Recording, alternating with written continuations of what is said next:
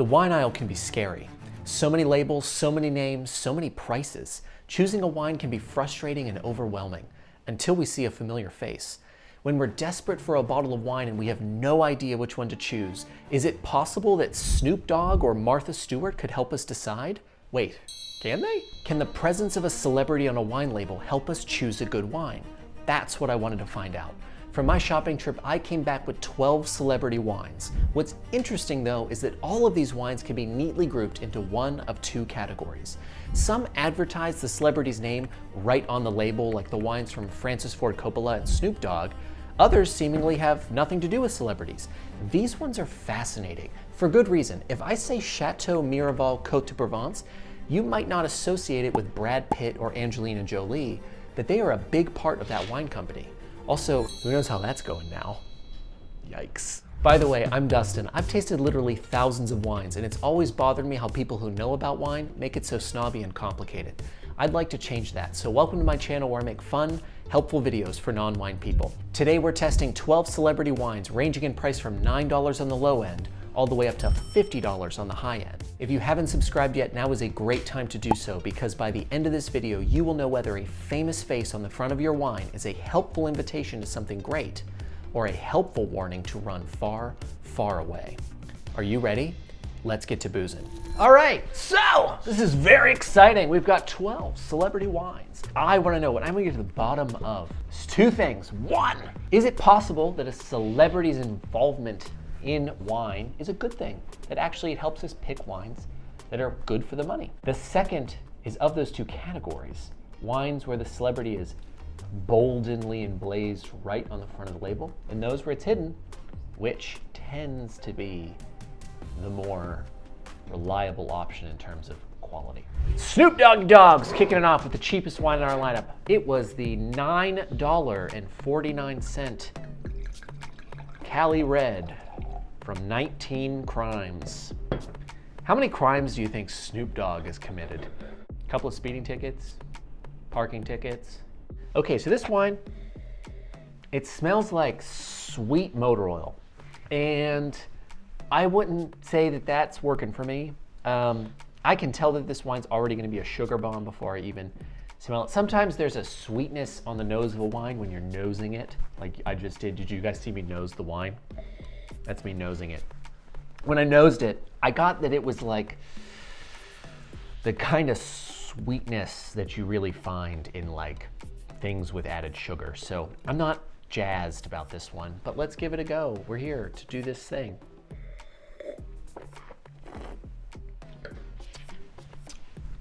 Okay, listen. I get what they're doing with this wine. This is an outrageously approachable wine. It is very soft in tannins, and it's very low in acid. And it has appreciable levels of sweetness. This is, in fact, an easy drinker. We need to get easy drinker alert. That means it's a great beginner wine. For beginners out there, highly recommend this. I think you'd actually get a lot out of it. For me, where I am in my journey, like, oh man, it's really, really hard for me to even give this a weak C. I gotta be honest, I just don't love how sweet and cloying it is. So I have to say it would be one of the best wedding wines on planet Earth. And for that, I have to give it a D. I'm sorry, Snoop D-O-double-G. I know what you're going for. Epic beginner wine. I really think if you're new to wine, you're gonna enjoy it. So Snoop, I'm so sorry, buddy. You've earned it. You've done so many crimes. I'm certain of it, right? He's done crimes. Like, I know I have a wine YouTube channel where I sit in my attic and I buy expensive Burgundian wines, but like at this moment, I just feel like achingly white. With that, time to move on to the next one. Here we go. All right, up next, we have a wine from one known most by his fans as Dave. You know, Dave Matthews Band. Do you like Dave, Danny? Yeah, you do. Yeah, Danny likes Dave. That's cool. Let's find out if Danny likes Dave's wine as he drinks it through my mouth. We can do that. We have like a spiritual connection. All right, Danny, are you ready to taste Dave? I'm ready. Via me? Let's see how it is. This smells pretty good. It smells like fruity, jammy, fresh, crisp wine. And it's a 21. It's not even that new. So he's doing something kind of interesting and nice. Let's give Dave's wine a try.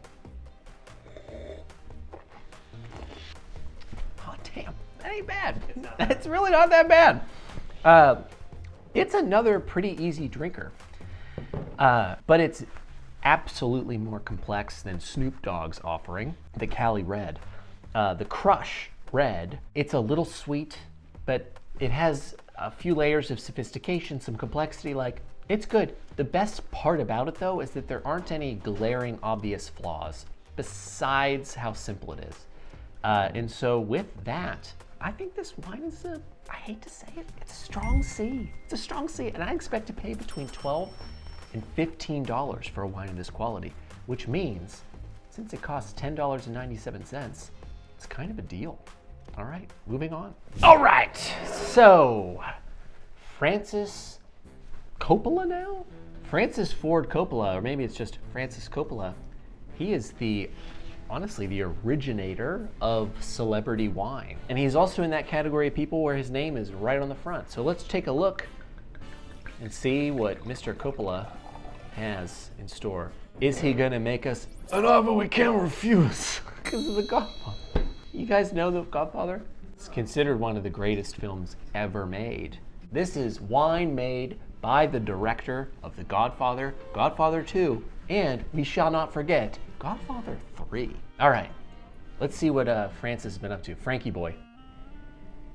Yeah, this smells like there's not too much going on. It's a little grassy, a little vegetal. Like, it has some notes of fine wine, but they're pretty turned down, they're pretty muted. This is a wine, by the way, that costs $10.99, and it's a Cabernet Sauvignon, so we ought to keep our expectations in check a bit. But he's got all that money, he's got all that success. He could fund Megaopolis with his own bank account. Here we go.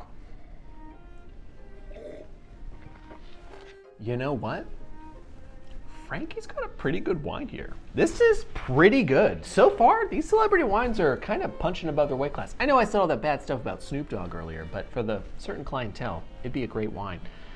This wine, actually, it courageously has some sophistication to it. It's peppery, it's juicy, it's fun, it's good to drink. It is not like deeply concentrated and sophisticated, but in terms of wines that kind of actually have an opinion and are worth your time, this is among them. I would say that this is a very strong C. I can't give it into the weak B category because it's just still not really fine wine yet. It just has too much simplicity to it, but it's really enjoyable, and I think you'd like it too.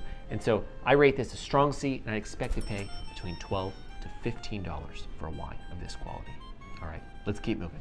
Here we go. All right, so what we have here is something pretty funny. Okay, 19 Crimes Martha's Chard, which doesn't sound dissimilar from Martha's Chard, but it isn't. It's Martha's Chard. I think it's funny enough that Snoop Dogg has 19 crimes, but it's extra funny that it's Martha Stewart's. So this is her Chardonnay. This is appreciably more expensive than Snoop Dogg's wine. It is $11.49, so it would belong in like a different price tier than Snoop D-O-double-G's. So let's see what we're dealing with here. And this wine is clearly of the ilk that they're just putting Martha's likeness right on there. Let's give this a little smell. This wine is very simple smelling. It just smells sour and like white wine. So I wouldn't say it's making a great first impression, but that doesn't always mean that that's how it's gonna taste. Let's do the whole thing. Here we go.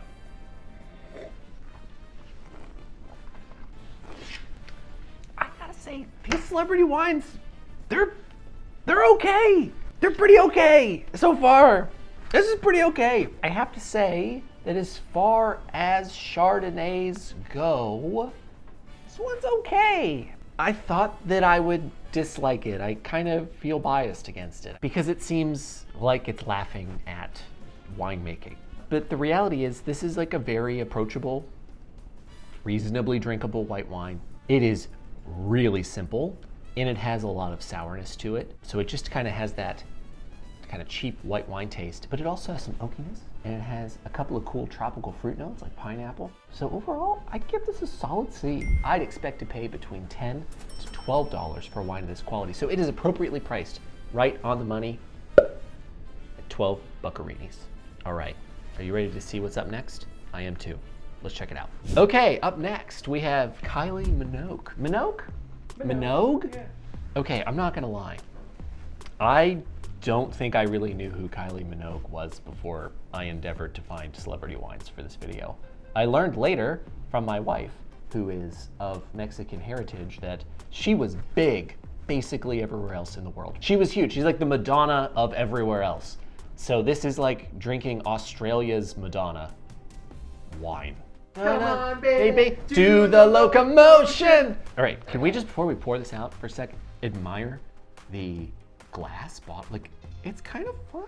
Like, it's all these cool little hearts and everything. Like, at first when I looked at this, I was like, oh, this is such a bachelorette party wine. I was being a little snobby. Like this, I want to say with my purpose here, I'm not guaranteeing no snobbery. Like, I'm on a path to let go of my snobbiness. Like a Buddhist letting go of desire, I'm a wine man letting go of snobbery. And this wine helped me do it because I really have come around on this bottle. I think it's really beautiful and really cool. I could maybe do without everything about the label. It just has a little bit of a Nashville bachelorette party, but hey, you know, that's the audience. She's trying to break into the US market, so I gotta respect the hell out of that. Here we go. It's a rosé, a Prosecco rosé. I love rosés. Don't always love Proseccos. Do you know what kind of grapes are used in Prosecco, Danny? He won't know. I don't know. They're Glera grapes. Glera. Glera is a grape that's native to Italy and is used to make Prosecco. I always just feel like maybe there's a reason why they don't use it anywhere else. Because like maybe Prosecco would be better if it was a mix of Chardonnay, Pinot Noir, and Pinot Meunier. Because that's what they use in Champagne. Let's just give it a taste. I'll try to keep it open mind here. Open mind is that this doesn't smell particularly complex, but it also has no negative notes. It's just like a simple, light, effervescent smell. So let's give it a taste, Arini.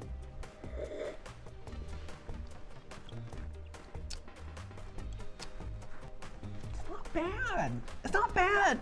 It's not bad. It's not great at all, but it ain't bad. It's honestly some of the better Prosecco that I've had. But the Costco Proseccos, which are half the price, are worse, way worse. This is pretty decent. I need to take one more taste to see what I really think about it. Hold on. Kylie, you deserve to be in the Nashville bachelorette party scene. This is a really strong Prosecco offering, especially for the money. I love the bottle. It's not exactly my branding style, but for me, this wine is a strong C, and I would expect to pay between $12 to $15 for a wine of this quality. So it's well priced. Really cool. Thanks, Kylie. Welcome to the US. Or I should say, you know, welcome to Foster's is Australian for beer. I'll see you at Outback Steakhouse. All right, bye. All right, friends, we are here with Sarah Jessica Parker's wine called Invivo. It's got an embossed logo that's actually really tactically pleasurable to touch, and it has her initials followed by her name. I feel like that's a little bit much. You know, like normally one uses one or the other. Is she also wine of New Zealand? She's not from New Zealand. Is that a requirement? I guess George Clooney isn't from Jalisco and he made tequila. I'll back that part up. She gets a pass. I'm excited because I really feel like that she should have made a cosmopolitan beverage, since that's what they drank in Sex and the City all the time. But instead she made New Zealand Sauvignon Blanc, so it must be good, right? New Zealand is a great place to get Sauvignon. It tends to be some of the most affordable, high quality Sauvignon Blanc. Oh, by the way, this wine costs $15.99. So it's starting to, like, we're now more expensive than a bottle from like Kim Crawford, like a really well-known producer of very, very appreciably reliable, high quality, decent quality, very good quality, really reliably pretty good. That's like a $13, $14 wine. So this is more expensive. So it's got a little bit of a mountain to climb, but I guess if you're an SJP fan, maybe it won't matter. Let's find out. Wow, this smells great. Holy shit, I am stunned. This is lively. Wow, it is really like, it's mangoes and it is pineapple, tropical fruit, papaya. Like, it is a bouquet of fun tropical things. This is weird already. I'm a little excited. Maybe Sarah Jessica Parker isn't gonna totally disappoint us. All right, let's give it a taste. Let's see if we got a papaya passion project here. Here we go. All right. No idea. Oh no, we're getting a little deep in this tasting.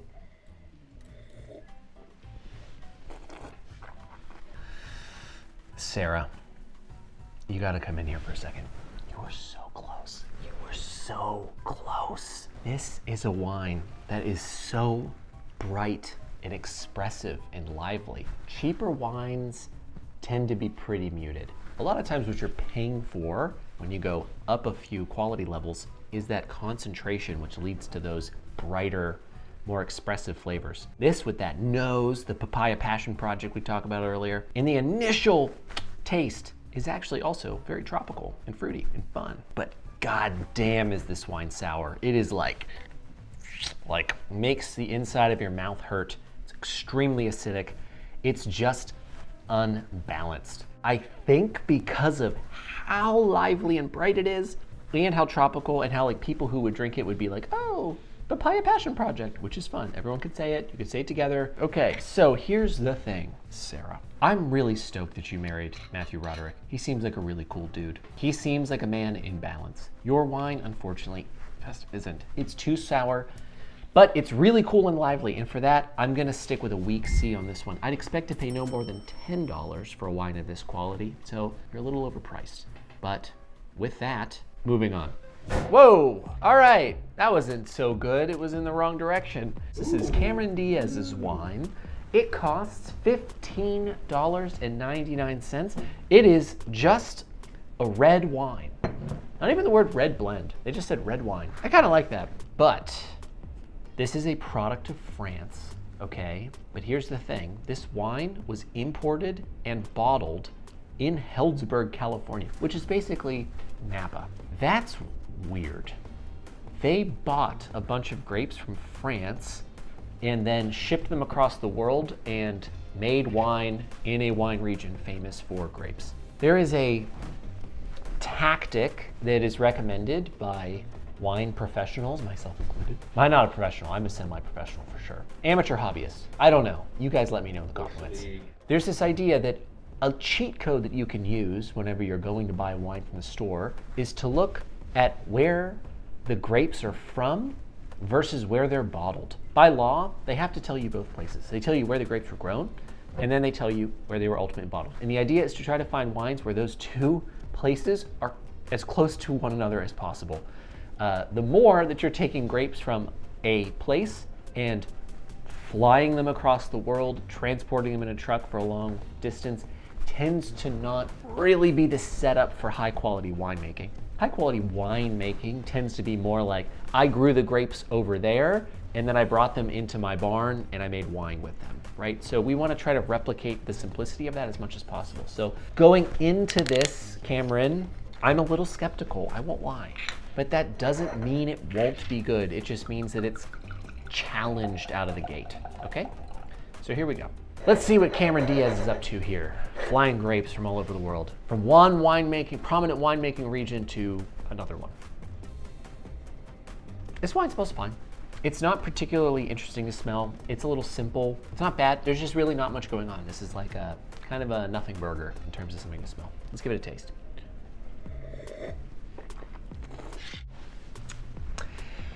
Yuck.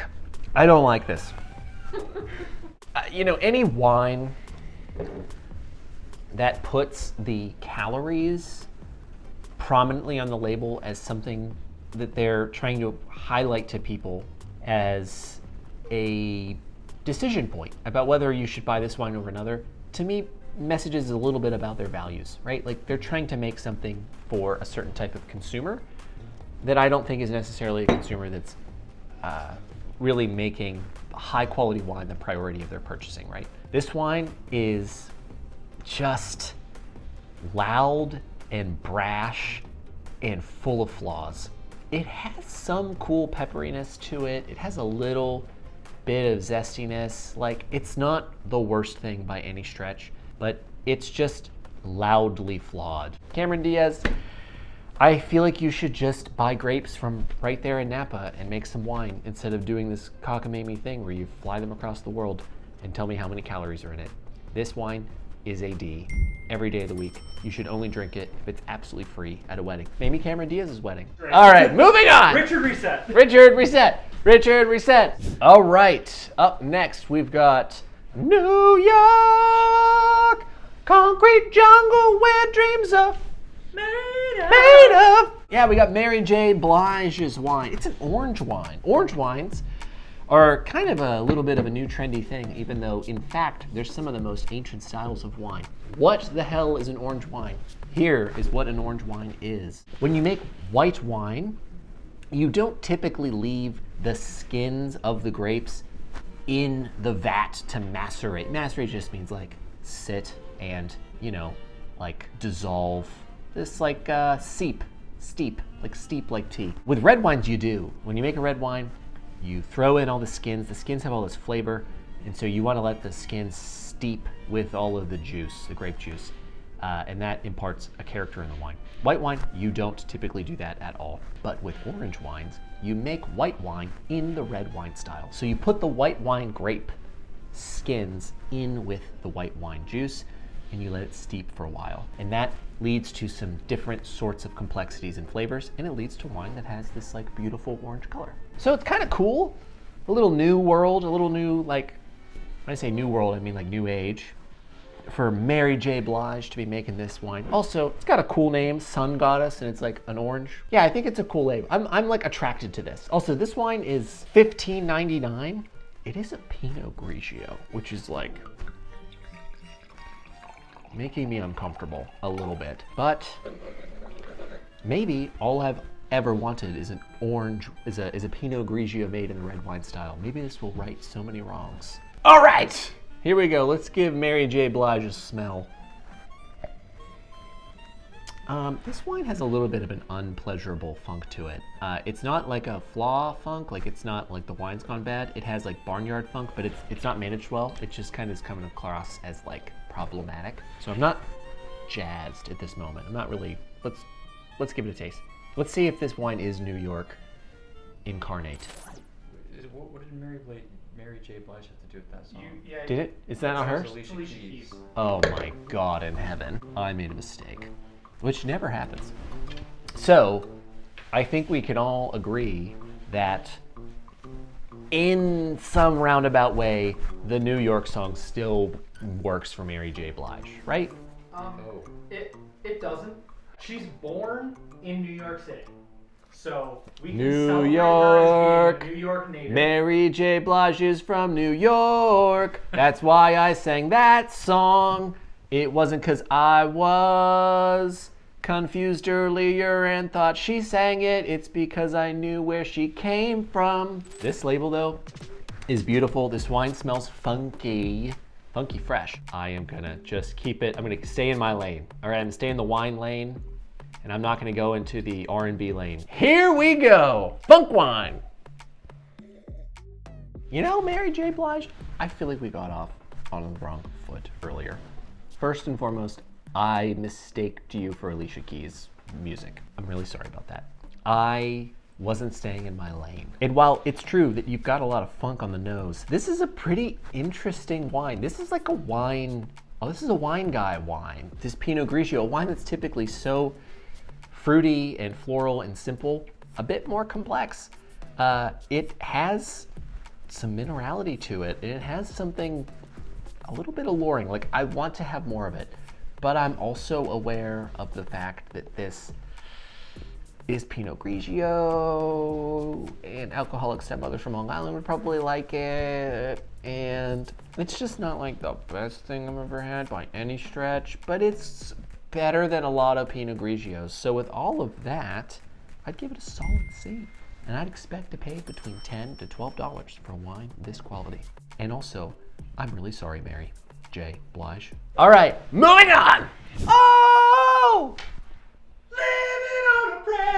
Living on a prayer. This wine is from Jon Bon Jovi. He wrote the literal anthem for my hometown of Pittsburgh, Pennsylvania. You just heard my buddy Danny give a searing rendition of it. Anyway, Jon Bon Jovi, we love your music in the Berg. So, Hampton water. Interesting. You've gone rosé. Not really like a bad boy type of wine, I gotta say. But I like that. You're exploring a different side of yourself. I know what that's like. That's what I'm here doing. You know, getting out of the corporate office, trying to see a different side of me. So maybe you've done the same thing, John. Let's give your wine a smell. Smells pretty good. It's a little lively for Provençal rosé. It's minerally. It has a little limestone. It has all the things that I would expect to find in Provençal rosé. So I think like boxes are being checked right now. All right, John, Bon, Jovi. Let's have a taste of your cautiously optimistic wine. Here we go. So this wine is good. I like it. It's not managing its own flaws well. It like can't get out of its own way. It has a lot of character for a Provençal rosé, and it is the type of character that is typical of that region, which I really like. I appreciate that, John Bon. But ultimately, like, it just sort of has like an undercurrent of unrefinement that isn't really working for me. So with all that being said, I really believe this wine is a C, a solid C, and I'd expect to pay between $10 to $12 for a wine of this quality. So at $17.99, it's not exactly a deal, but it's also not terrible. So with all that, let's move on. Yeah, Richard, it's time to get back to business. All right, this wine, Miraval Côte de Provence, is from Brad Pitt and Angelina Jolie. I feel like what's interesting about the last one, and now we're starting to get into where like the celebrities aren't so much prominent here. You really wouldn't know. There's no marking on here of any kind that lets you know about their involvement. But this is clearly a very heavily circulated, high production volume Provençal rosé. And so I'm excited to try it. I'm excited to taste what divorcee rosé tastes like. All right, let's give it a smell. Ooh. This has a lightness. I want to say the word cotton candy, which is not great for Provençal rosé, but it's like a very, very beautiful, complex, minerally cotton candy. Like it kind of smells like adult cotton candy in a really cool way. It smells like fine wine, which I really appreciate. So let's taste Divorce. Here we go.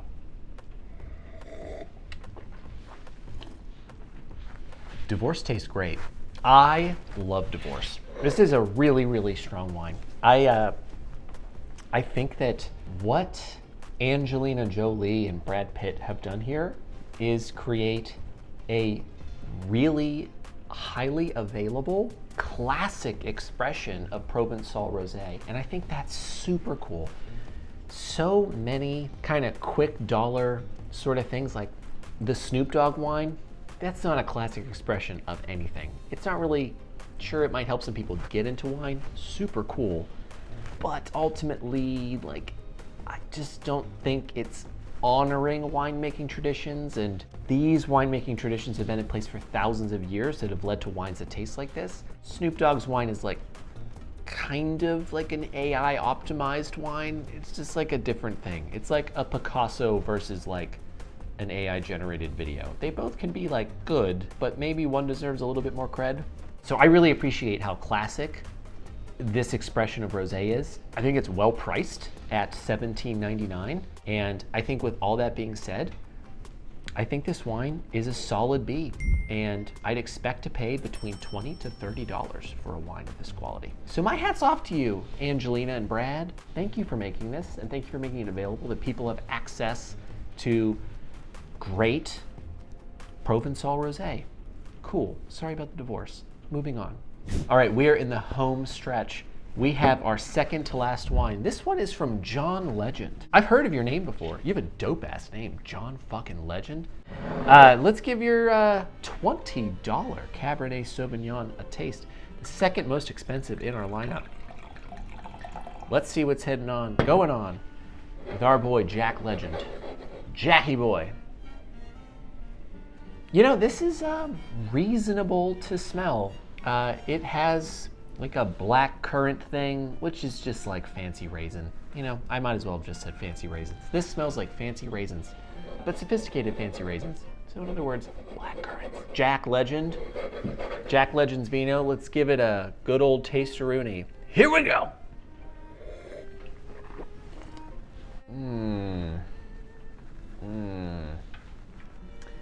Johnny boy. This is not disastrous, but it's not good. It really, really, really has a supply chain optimized essence to it. It does have some character. I'm proud to report, happy to report. I'm not that proud to report. I'm happy to report that there is some character in this wine that shows up in a sort of zesty that happens to my tongue. I like that part. But the rest of it is like a wine that has no edges. It's so soft and round and ultimately falls flat on delivering on anything that a person might be looking for with red wine. It does make a decent first impression, but the longer it sits in your mouth, the more that it just kind of gets a little rancid. I've tasted a lot of wine on this channel, and so I ultimately can't give this wine a D, but I think it's a weak C. And I would expect to pay no more than $10 for a wine of this quality. So John Dog, you've kind of made a bad deal for people. And maybe you should give a little less of you to the music and a little more to the winemaking. This tastes like manufacturing process wine with your signature on the cork. I think you could do better. All right, moving on. Okay, so we are closing out our celebrity wine compendium with a wine from the lead singer of the tough guy metal band Tool. His name is Maynard James Keenan. Besides costing $48 and honestly having a label that's a little bit metal as fuck, there is something very interesting about this wine. It's from Arizona. I've never had a wine from Arizona before. This is Arizona Red Table Wine from the Verde Valley. How interesting. I would say that it feels overpriced, like right out of the gate. I mean, wine from an unknown wine region, but there's only one way to find out. We must taste. Well, this is a wine that's 75% Syrah, 20% Malvasia Bianca. Let's give it a smell. Okay, I hate to report that I really like smelling this wine. It has some really interesting character. It's a little hard to put my finger on it. It kind of smells like sophisticated Gatorade, which is not coming across as a flaw in this case. It's coming across as something really interesting and new, and so I'm excited to give it a taste. Let's see. I just hope I get a real ooh wah ah, ah moment. I know that's not Tool. I just don't know any Tool songs, and the closest I can fathom is that it's like ooh wah ah ah ah, right? So let's just see then if this wine is more like living when the limelight is the first, or if it's more like ooh wah ah ah. All right, here we go.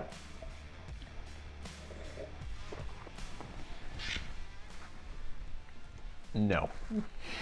No. Ooh, ah, ah, ah. This is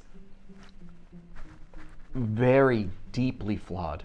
The reason why people who are into wine tend to be picky, choosy, snobby about buying wines from established wine regions versus up-and-coming ones or ones that aren't as well known. There is a lot of history, background, just good old-fashioned know-how that is the result of generations of trial and error to figure out exactly what types of grapes work in a particular place, how to grow them, how to farm them, how to blend them, how to age them, like all of that. And so it's good advice, especially for beginners, to stick to the regions that we know. Stick to the waterfalls, the rivers and the lakes that you're used to. This is, to me, a perfect example of a wine that is a labor of love, I'm sure. I think this is super cool that this guy's doing this.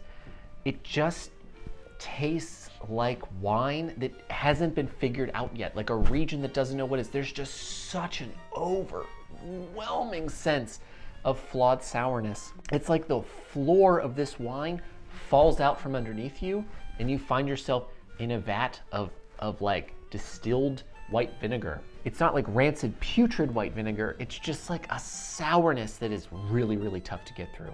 I just think that this is not very successful yet. It's 100% wine, which is super cool. I love wine. But the point is, this wine really should only be drank by people that are drinking it for free at a wedding. And so this wine is unfortunately a D. It's time to do a wrap up.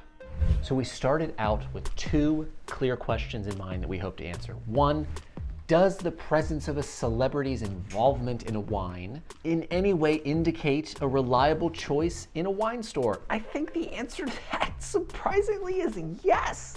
It actually is a reasonably reliable indicator of some reasonable level of quality. Very few of the 12 wines that we had were like not good at all. Horrible wines. Very few. In fact, some of them were quite good. The second question we set out to answer was whether the celebrity's prominent likeness being on the bottle, like Francis Ford Coppola's name, Snoop Dogg's picture on the bottle, versus those that are completely hidden, like how this makes no mention of Brad Pitt or Angelina Jolie's involvement, whether that has any indication or ultimate effect on the outcome. I think it's mixed on that. Like, ultimately seems like all the celebrity wines, by and large, are like slightly above average, approachable, drinkable wines. So with that, if you're new to wine, maybe if you're going to a party and you need to get something in a pinch for a group of people who just need something easy drinking, I can concede that it is reasonable for you to choose a wine that has a celebrity's face. I think it'll be decent and maybe even a little good. All right, on that, let's move on to the stage of the show where I beg you to do certain things for me. All right, let's go to that now. Thank you so much for watching. By the way, if you like wine and having fun, then you'll probably like my free newsletter. Every few weeks, I send out an email with valuable wine info, and I even do free wine giveaways. So if you're a cool person, head over to wineguydustin.com. That's wineguydustin.com to sign up. Also, if you haven't subscribed yet to the channel, now is the best time to do so. The more subscribers we get, the larger and more expensive these tastings will be for you in the future. Also, if you like this video, click like. If you want to support the channel, please check out the links below to purchase some of the wines from the video. It helps more than you know. And if you found this video interesting, then you will love this one where I blind tasted 17 different box wines to find the best one. See you there.